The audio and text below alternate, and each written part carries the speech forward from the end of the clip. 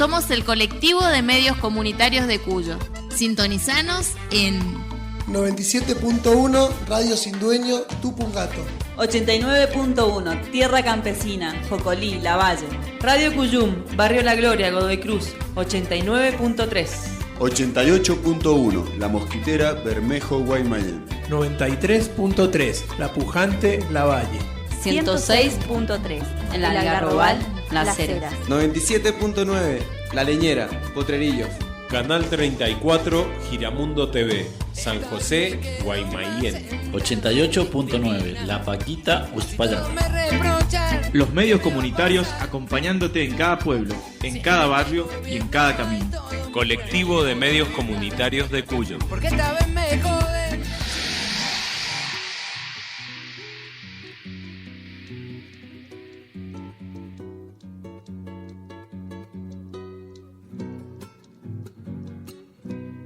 Es un triunfo, madre, pero sin triunfo. Nos duele hasta los huesos el latifundio. Esta es la tierra, padre, que vos pisabas. Todavía mi canto no la rescata. ¿Y cuándo será el día? Pregunto cuándo. Que por la tierra estéril vengan sembrando todos los campesinos desalojados. Hay que dar vuelta al viento. Y continuamos en esta cadena provincial por la memoria en el marco del colectivo de medios comunitarios de Cuyo, el Comecuco. En esta oportunidad, este bloque temático desde Jocolí, al norte de la provincia, en el departamento de Lavalle, y es el turno de Radio Tierra Campesina en el 89.1 del aire lavallino, y en esta oportunidad del aire de toda la provincia de Mendoza para esta cadena provincial por la memoria en el marco del 40 aniversario del último golpe cívico-militar en Argentina. Don Jorge Gisbert, ¿cómo le va? Hola, muy buenos días. Así es, estamos en el marco de la cadena popular del colectivo de medios comunitarios de Cuyo y bueno, para conmemorar una fecha tan significativa para los derechos humanos. Bueno, muy bien, y vamos a estar posterior a algunos de los bloques que ya estuviste compartiendo con otras radios y medios, compañeros y compañeras del colectivo de medios comunitarios de Cuyo, y también van a continuar algunos otros temas. En este caso, a Radio Tierra Campesina nos corresponde desarrollar el tema campo y dictadura.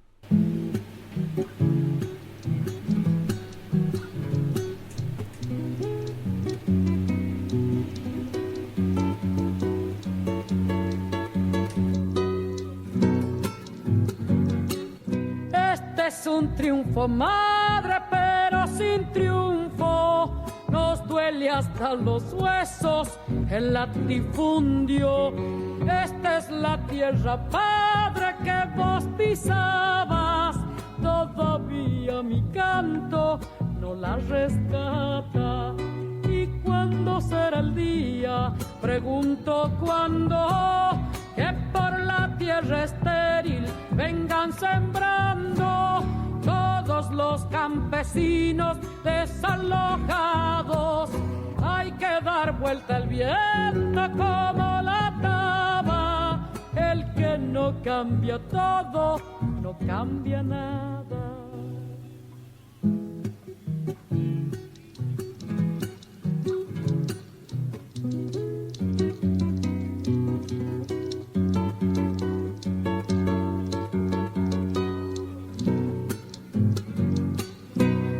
Es un triunfo, madre, del nuevo tiempo. Y continuamos en esta cadena provincial por la memoria en el marco del 40 aniversario del golpe cívico-militar en Argentina. Bueno, una fecha, por supuesto, muy significativa cada año, y es particularmente este año en el marco del 40 aniversario, en esta coyuntura nacional que nos convoca a movilizarnos a las organizaciones sociales, a las organizaciones, los organismos de derechos humanos. Y bueno, en este bloque temático que nos corresponde desde aquí, de Jocolí, compartir con ustedes y con el colectivo de medios comunitarios de Cuyo, vamos a estar desarrollando un poco el tema campo y dictadura.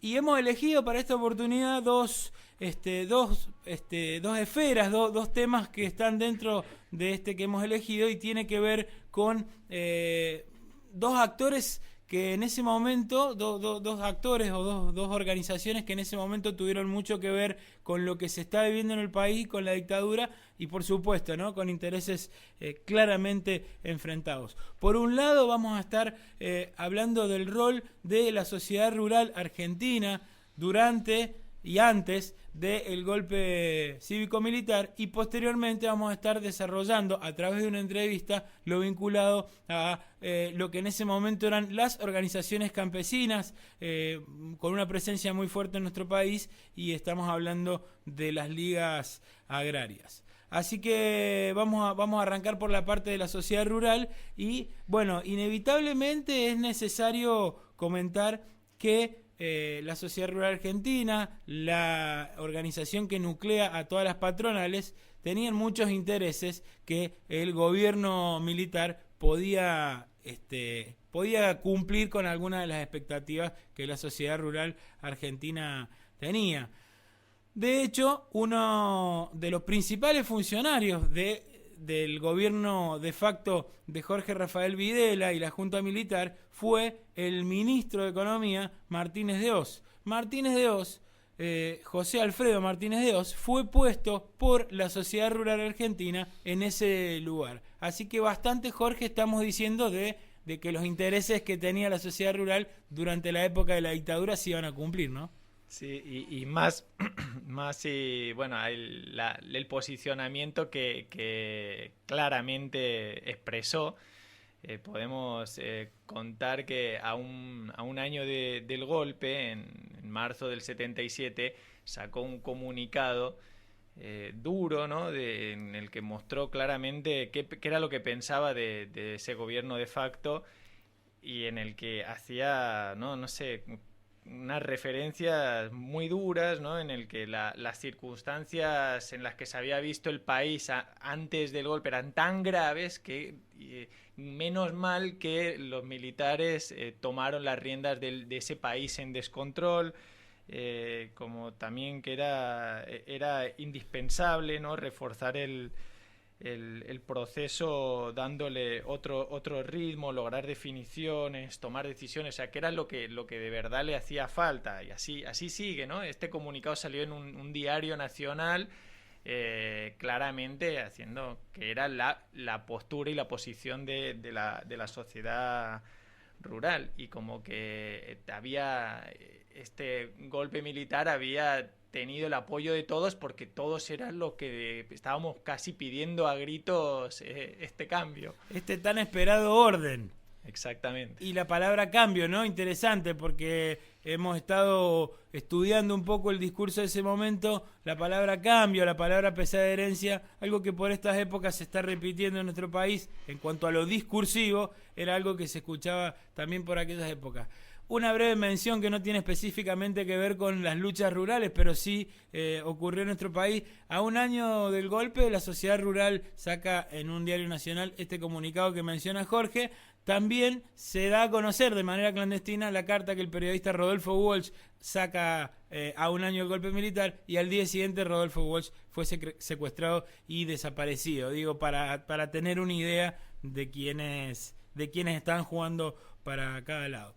La sociedad rural, Jorge, también fue parte de la mesa, desde los nacimientos inclusive, de la mesa coordinadora, o la mesa directiva del INTA, el Instituto Nacional de Tecnología Agropecuaria, un instituto que en su momento nace en el marco de otro gobierno militar, pero que luego fue teniendo algunos trabajadores en su marco que tenían una posición del trabajo con las familias campesinas, indígenas, de trabajadores rurales. Bueno, fue la sociedad rural quien, siendo parte de esa mesa del INTA, hizo listas negras con respecto a algunos de esos técnicos que estaban que estaban haciendo este trabajo territorial con comunidades campesinas de agricultores familiares, para que luego muchos de ellas y ellos fueran despedidos y algunos de ellos también detenidos, desaparecidos. Así que un poco ese es el entramado que fue generando la sociedad rural argentina, sociedad de las patronales, que hoy sigue estando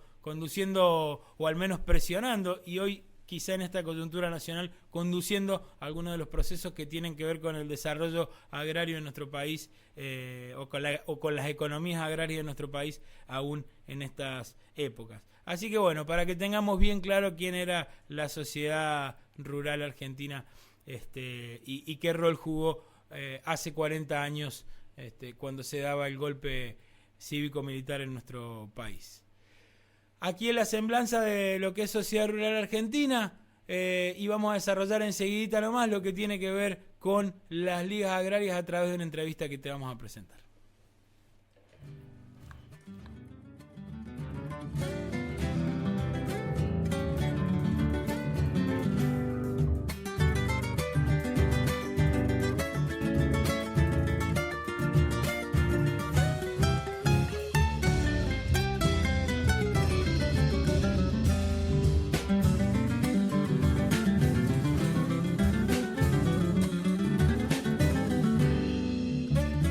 Ando de pago en pago, porque no tengo.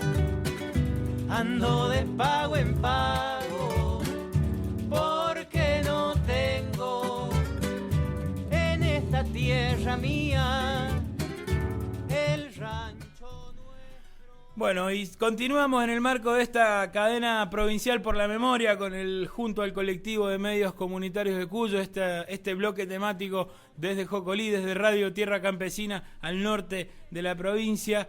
Y como te comentábamos, vamos a estar desarrollando lo que tiene que ver con una de las organizaciones o una coordinadora de organizaciones campesinas más importantes de el país en esas épocas previas a la dictadura. Estamos hablando de las ligas agrarias, una organización, una coordinadora de organizaciones con desarrollo nacional que tuvo mucha fuerza, sobre todo en el noreste argentino, en el noreste de nuestro país, Misiones, Chaco, Formosa, Corrientes, norte de Santa Fe, y que fue muy perseguida durante la dictadura. Pero vamos a escuchar estas descripciones de boca de uno de sus protagonistas. Tuvimos la posibilidad de entrevistar a Remo Bénica. Remo Bénica es ex militante de las ligas agrarias por aquellas épocas y fue perseguido junto a su compañera Irmina Kleimer durante la dictadura militar. Pero para comenzar el diálogo con Remo, lo que le pedimos fue que nos comentara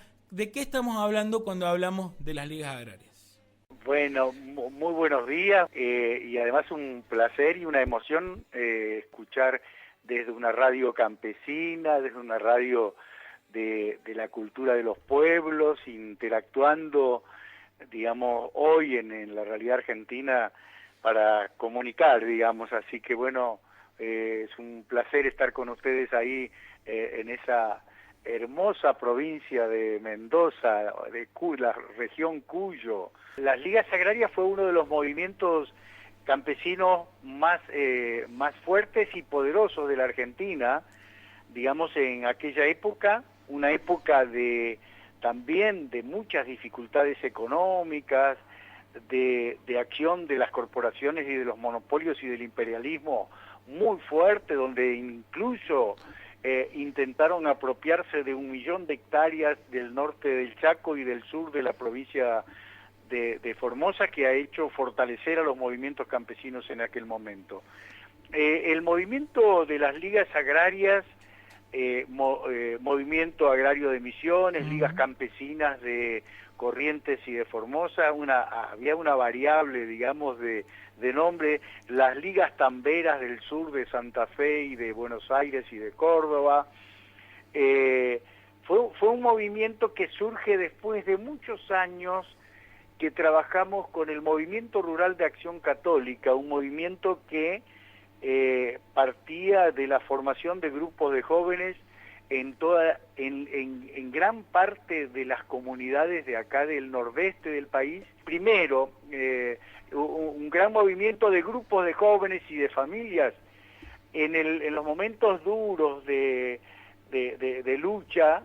Se formaron a partir de toda la dirigencia del movimiento rural, fue armando la conducción de todo lo que fue este movimiento, que se transforma de un movimiento de grupos en las comunidades.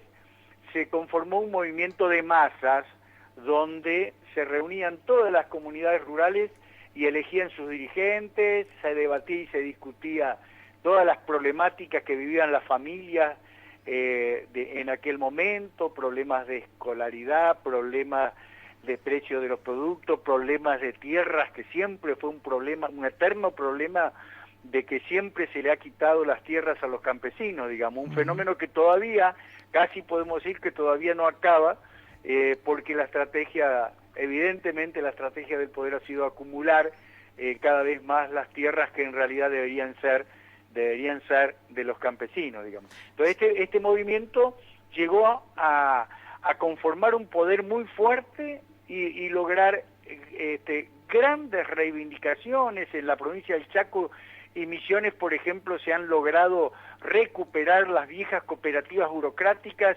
y se las recuperaron para que los propios campesinos sean los conductores de las cooperativas. Se han creado muchas cooperativas de campesinos de distinto tipo, de distintas producciones, etcétera, etcétera, digamos.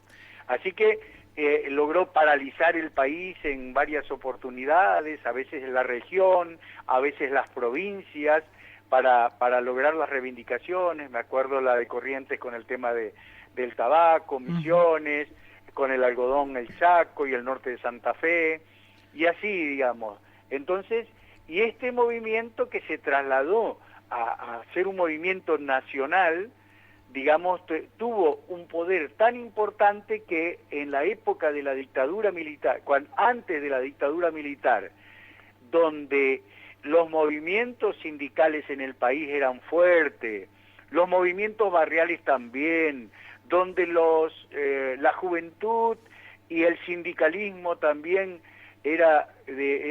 digamos, tomaba posiciones muy fuertes en función a un cambio social, hacia un cambio de la sociedad, digamos.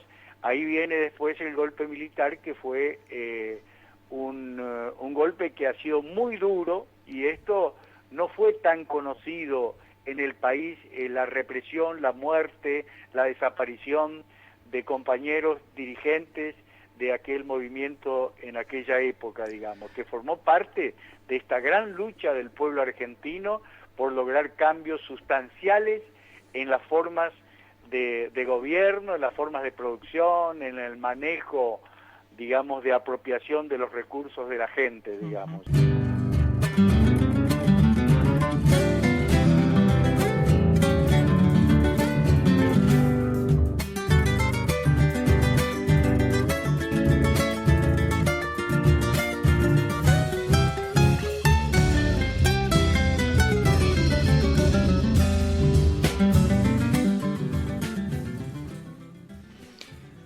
Bueno, escuchábamos ahí a Remo, que nos contaba acerca de las ligas agrarias. También es interesante conocer de su propia voz cuando se tuvieron que esconderse en el campo, cuando ya en el año 1975, ante la presión de la AAA, que los empezaba a perseguir a ellos y a otros compañeros que militaban en las ligas agrarias, tuvieron que meterse en el campo, y cuando ya en el 76 se termina de imponer el golpe militar, ya empieza como una dura persecución en la que tienen que ir moviéndose de lugar en lugar y sin dejar de ser vistos. Gracias a la ayuda de algunas familias campesinas pudieron lograr esto durante un tiempo.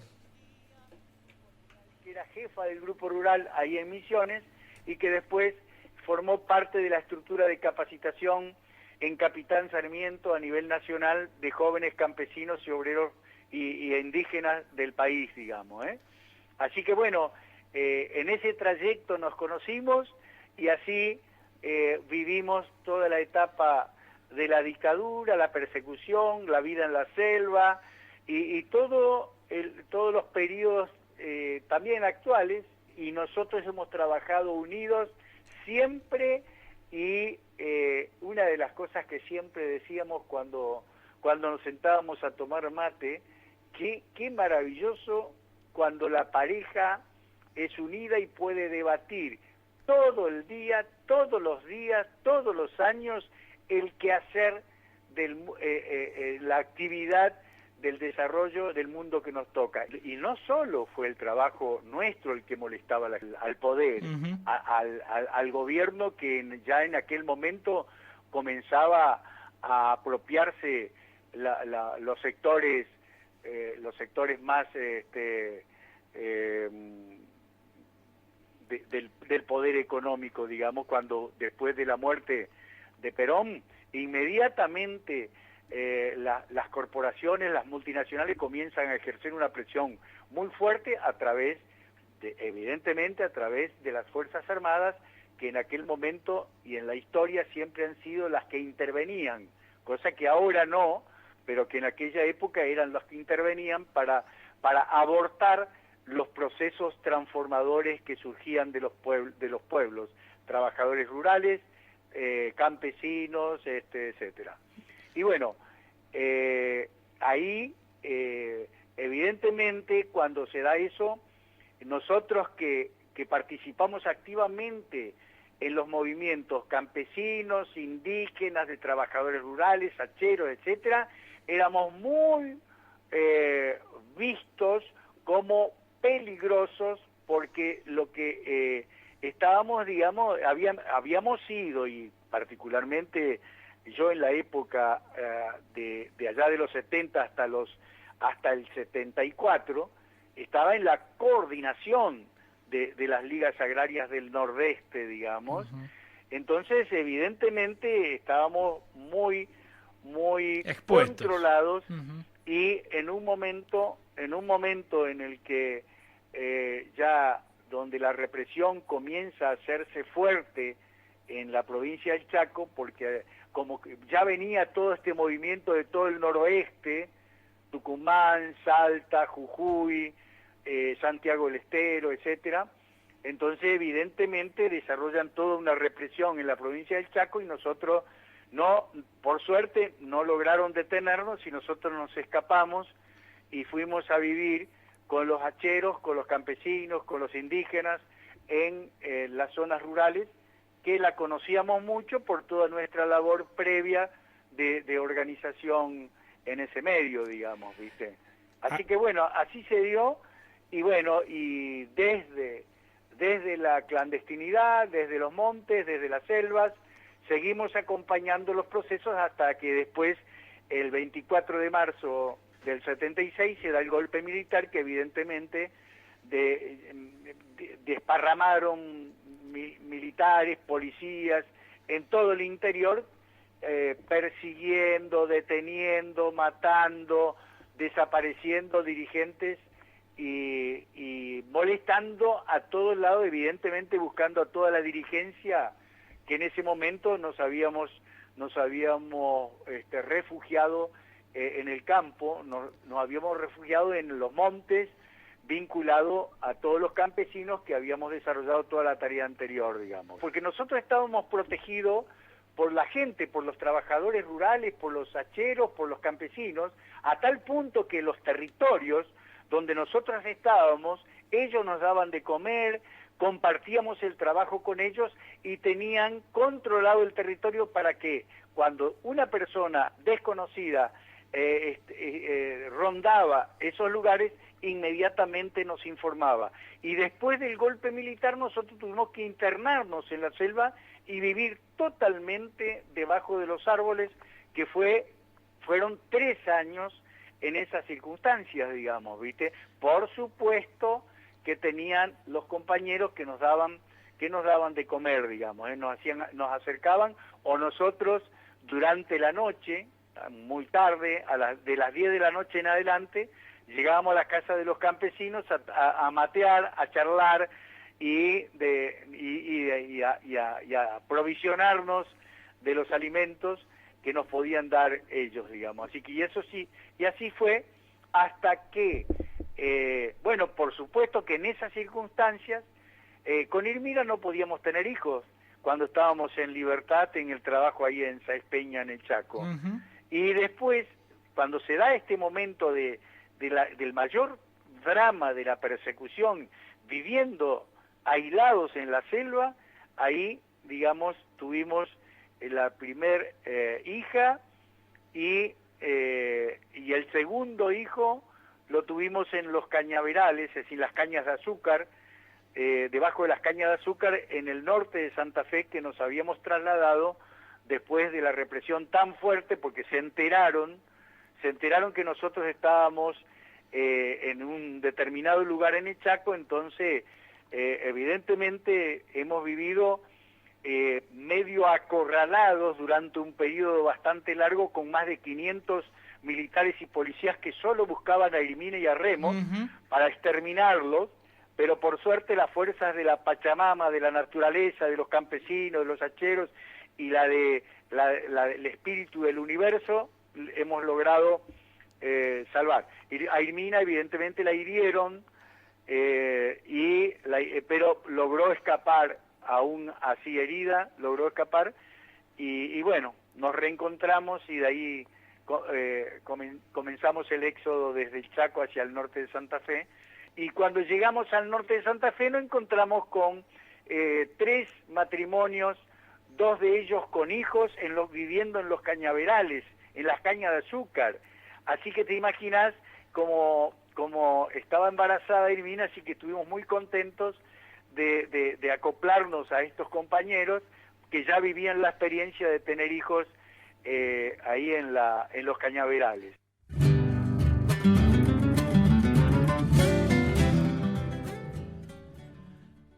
Bueno, ahí comentaba Remo lo que fue la experiencia de sus 4 años escapando en la clandestinidad en el monte, y comentaba muy al pasar el hecho de haber tenido hijos en estas circunstancias. Le pedimos que nos detalle un poco sobre todo lo vinculado al primer parto. Lo escuchamos.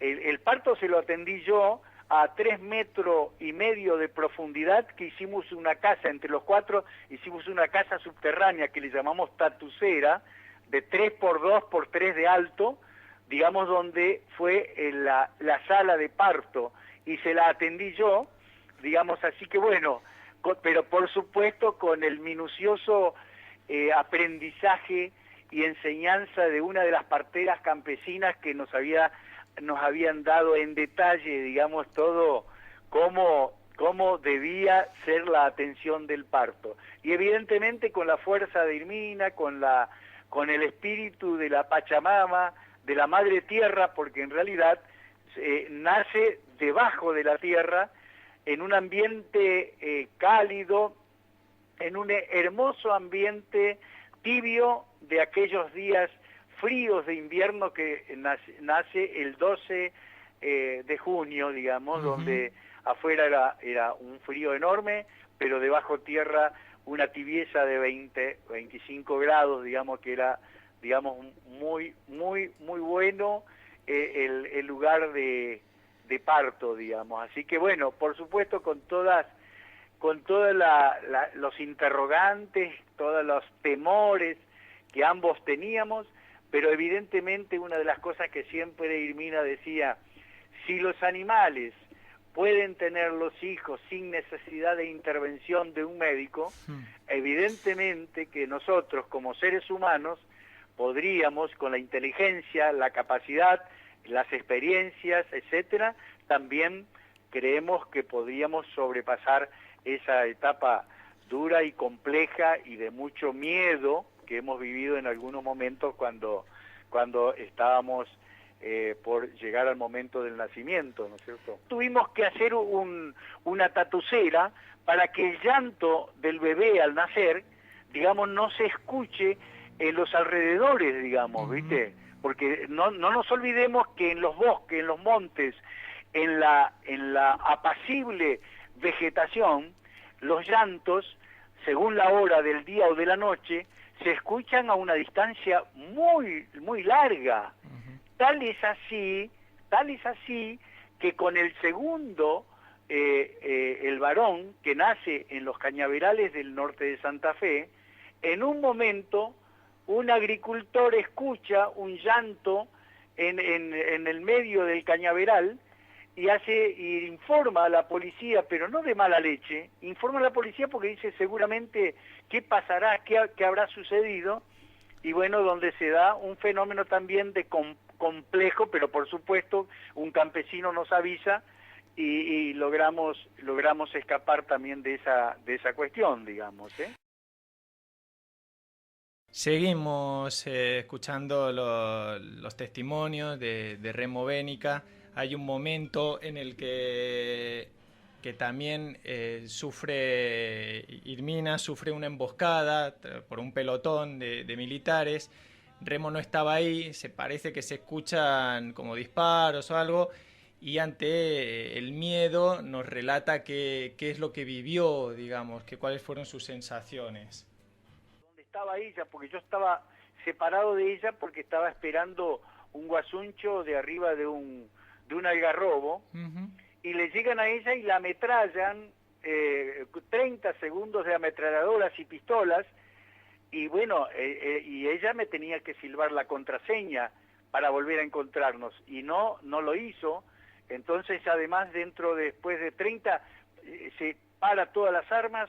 A los 30 segundos más o menos uno dice, cuidado, y tira un tiro, y bueno, dije yo, es el tiro de gracia. Y después al día siguiente me voy a visitar un campesino y le pido por favor que vaya a escuchar todas las informaciones en el pueblo para escuchar a ver qué es lo que comenta la policía, el ejército, etcétera. Y a la otra noche siguiente nos encontramos en una cita en el monte, y nos había comentado que los dos comentarios que había es que la habían agarrado, que la habían torturado debajo de un árbol, etcétera, etcétera. Pero bueno, cualquiera de las dos informaciones, evidentemente yo sabía que la muerte era segura. Así que bueno, he pasado 27 días diciendo, Irmina, presente hasta la victoria siempre. Bueno, muy emotiva los testimonios que nos brinda Remo Bénica, este ex militante de las ligas agrarias, y que tuvo que vivir todo eso que acabamos de escuchar en aquellas épocas, inclusive antes de que se produjera el golpe militar, en las persecuciones que comenzó a hacer la AAA por allá por el 75. Bueno, el episodio de recién, finalmente Remo e Irmina se encuentran, gracias también a las familias campesinas, que es luego que ella logra escapar de esta emboscada, se gestiona un encuentro, y finalmente después de 27 días sin saber el uno del otro se encuentran y pueden continuar esta vida, que tampoco era fácil. Ya habían tenido su primer hija y todavía restaba el segundo hijo que, como comentaba Remo, tuvieron allí por los cañaverales del norte de Santa Fe. Lograron salir del país con la ayuda de los compañeros y compañeras del exilio, antes dejando a su primer hija en manos de una familia campesina a su cuidado. Luego pudieron volver al país con el retorno de la democracia, a reencontrarse con su hija, a reencontrarse con sus compañeros y compañeras.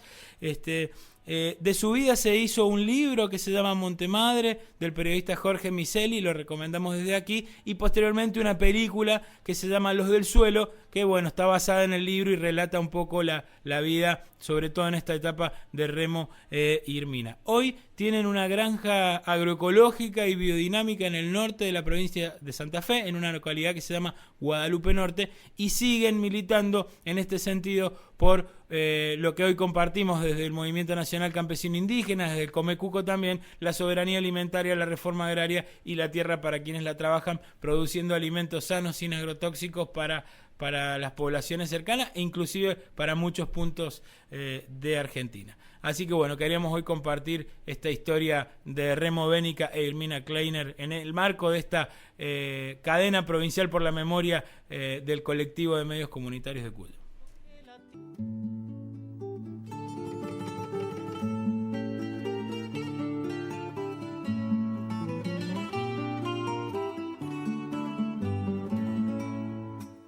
Salgo al amanecer y junto al hombre que siembra amor tengo una canción que darle a la luz del alba.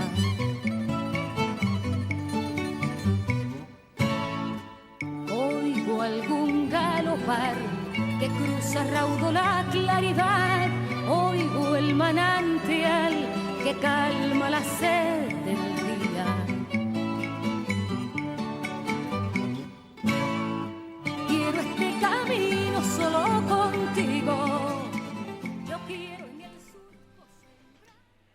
Estamos llegando ya al final del bloque, del programa, que es parte de la cadena popular que hacemos en memoria de esta fecha tan significativa, el 24 de marzo, así que sin más un poco nos despedimos y damos paso a otra de las radios que igualmente están dentro de esta producción. Le comentamos a nuestra audiencia la musicalización del bloque. Escuchamos en un primer término el triunfo agrario del gran maestro Armando Tejada Gómez en voz de la negra Mercedes Sosa. En segundo término de don Calixto Brizuela de Pago en Pago, interpretado por este grupo mendocino tan querido, los Amacuncay. Y recién estábamos escuchando, y seguramente terminemos de escuchar, Siembra Sembrador de la cubana Liudia María Evia.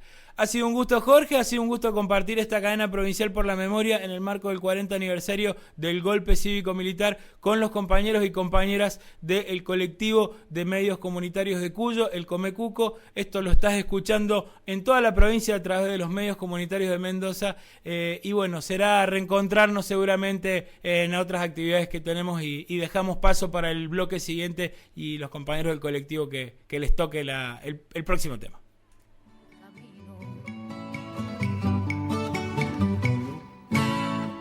Quiero mirar atrás cuando se aleje mi juventud.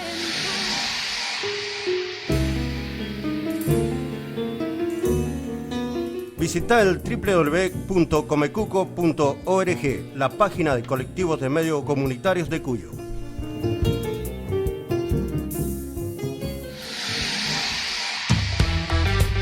Somos el colectivo de medios comunitarios de Cuyo. Sintonizanos en 97.1 Radio Sin Dueño, Tupungato. 89.1 Tierra Campesina, Jocolí, Lavalle. Radio Cuyum, Barrio La Gloria, Godoy Cruz, 89.3. 88.1 La Mosquitera, Bermejo, Guaymallén. 93.3 La Pujante, Lavalle. 106.3 en el Algarrobal, Las Heras. 97.9 La Leñera, Potrerillos. Canal 34, Giramundo TV, San José, Guaymallén. 88.9 La Paquita, Uspallata.